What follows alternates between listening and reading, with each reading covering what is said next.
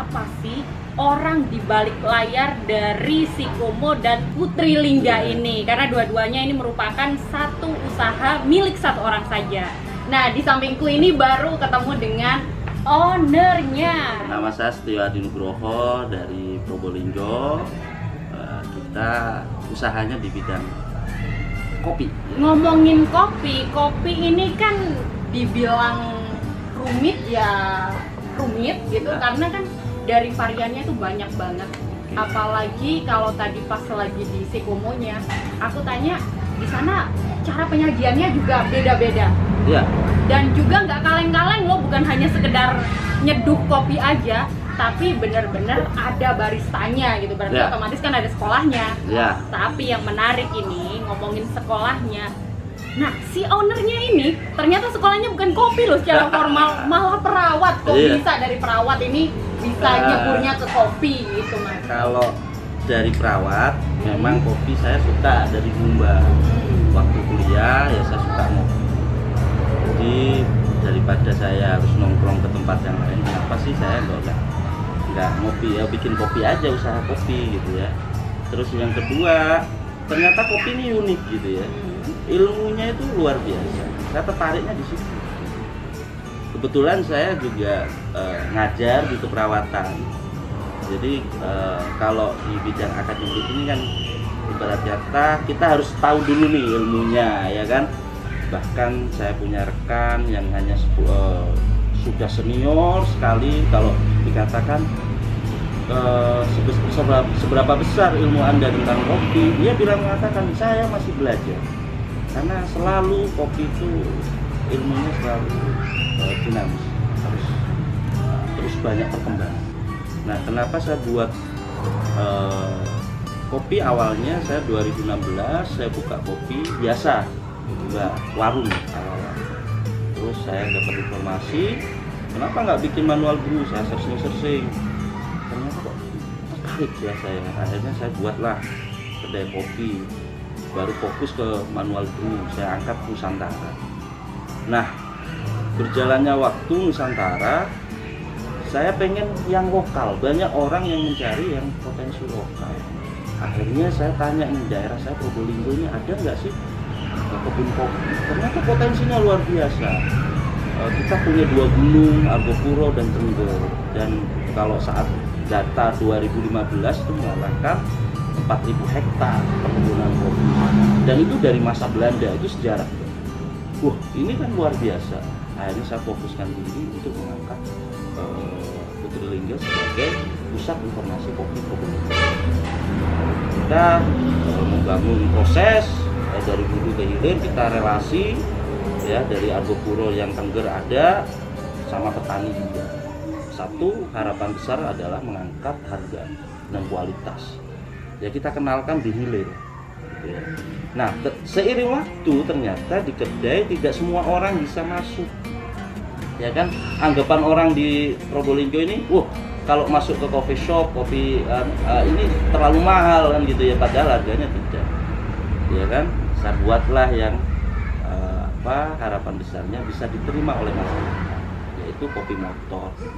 Nah, Sikomo ini ya. Sikomo itu singkatan dari kopi motor sebenarnya. Dan kenikmatan kopi itu kan tergantung dari yang penikmatnya. Makanya barista kita pasti kita tawari, Anda biasanya ngopi apa ya. Kita sesuaikan dulu, karena lidah itu belajar sebenarnya untuk hal yang rasa.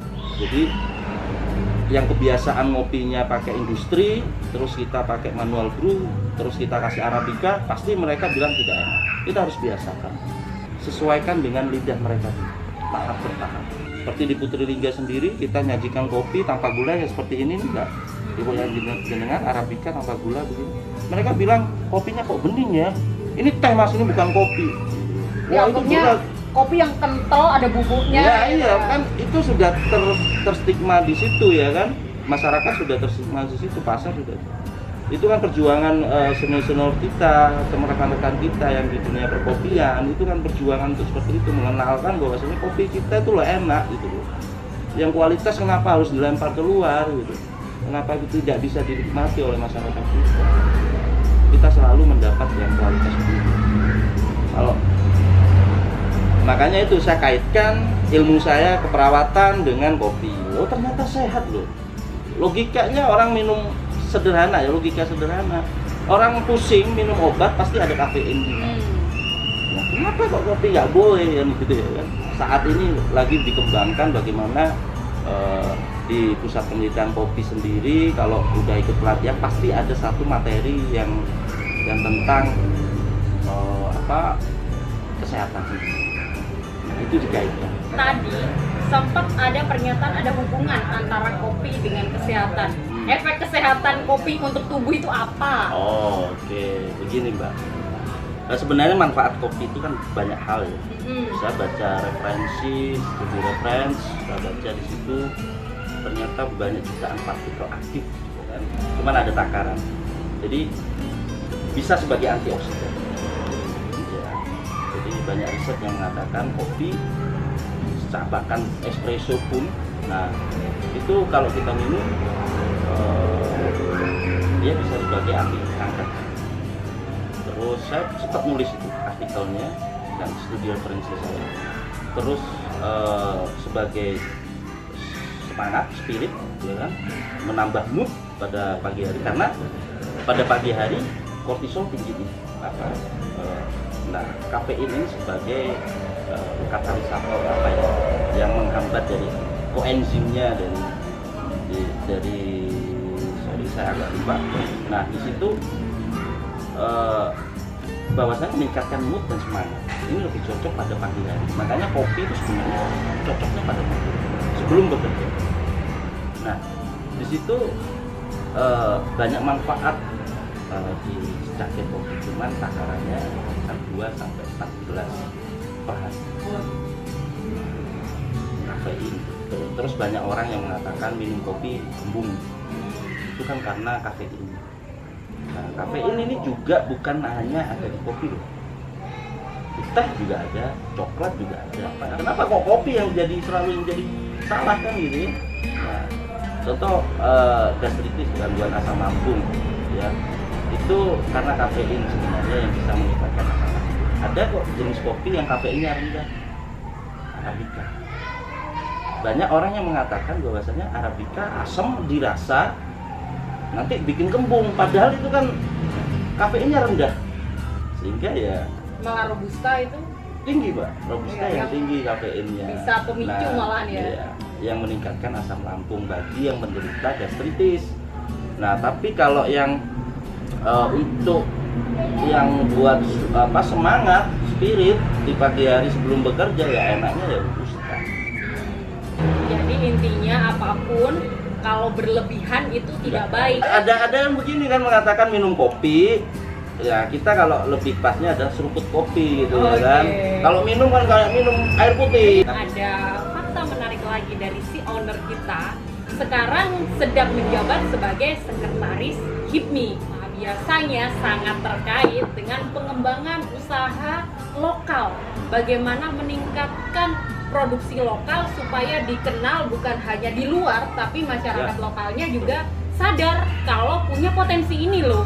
Apa sih visi besarnya untuk mengembangkan potensi khususnya perkopian di lokal Probolinggo? Ya, jadi kemarin sejarahnya begini, saya setelah fokus ke kopi, saya bersama beberapa sahabat yang saat ini ya ketua umum saya, terus yang kemarin ini juga ketua umum, terus beberapa stakeholder baik ketua pembina yang dulu Mas Yumi, nah ini juga usaha di bidang perkopian. Saya sama Mas Galih, ketum saya itu datang ke kita kumpul sama ketua umum waktu itu Mbak Ita sama Bapak waktu jabat di DPR. Saya nyampein di DPR kok minum kopinya industri ya gitu. Saya akhirnya saya nyampaikan bahwasanya potensi kopi di kabupaten itu besar banget ya kan, 4.000 hektar ya. Kita juga perkebunan rakyat bukan BUMN yang otomatis masyarakat petani itu menggantungkan nasibnya, menggantungkan ekonominya dari kopi. Nah, terus kita ada 2 gunung yang menghasil kopi dan berdasarkan sejarah. Disambut baik sama beliaunya, wakil ketua DPR, Pak Haji Wahid langsung sambut baik. Terus gimana? Ada 3 hal, yaitu festival kopi, terus edukasi kopi kepada petani, yang ketiga regulasi. Harapan besarnya adalah DPR aja minumnya industri, kenapa tidak menggunakan produk UMKM gitu ya. Bikinlah peraturan daerah, kalau bisa kita HIPMI mengawali, mendorong inisiasi untuk bagaimana pemerintah daerah semua stakeholdernya menggunakan produk UMKM. Itu bersyukur banget. Tolak ukur bagi kami adalah bukan hanya festival kopi, tapi senyuman petani. Karena apa? Petani kita ajak untuk berjualan di mana? Di lokal, di festival tersebut, hasilnya luar biasa, jongkraknya luar biasa. Ya karena beberapa stakeholder, ada Mas Juni, dari dorong oleh Bupati, ada DPR legislatifnya juga turun, semuanya turun. Ini waktu itu mengalami festival kopi yang pertama itu berkesan banget. Bahkan hari pertama mereka habis stok, balik lagi, ngambil lagi stoknya, luar biasa. Ya ini kita lanjut ke festival kopi yang ketiga, terdampak oleh tamu asing lah ya, dari Cina yang namanya COVID, sehingga nggak bisa untuk dilaksanakan lagi. Harapan besarnya petani bisa terdongkrak di situ. Tapi alhamdulillah harga kopi tetap stabil, ya kan. Petani sudah mulai memproses dengan benar. Terus mereka juga berjualan, bahkan nama kita sudah dikenal. Bahkan Krucil, kopi Krucil Mbak Arabica itu kemarin di